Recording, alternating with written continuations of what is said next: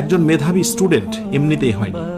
তুমি অনেক দিন ভাবো আমি তার মতো হতে চাই, তার মতো মেধাবী হতে চাই, কিন্তু সেটি পারো না, কারণ পরিশ্রম করতে সবাই পারে না। পরিশ্রম করার জন্য প্রচুর পরিমাণে উদ্যমী হতে হয়, প্রচুর কিছু স্যাক্রিফাইস করতে হয়।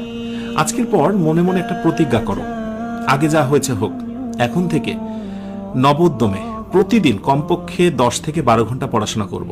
বিশ্বাস করো, এইভাবে তুমি যদি একটা মাস পড়াশোনা কন্টিনিউ করতে পারো, তোমার যে ল্যাকিংসগুলো রয়েছে, ফার্স্ট ইয়ারে যেগুলো ল্যাকিংস আছে সেগুলো পূর্ণ হবে, সেকেন্ড ইয়ারে পড়াটা অনেকটা এগিয়ে যাবে এবং মনে হবে পরীক্ষা যত দ্রুত হয় ততই ভালো।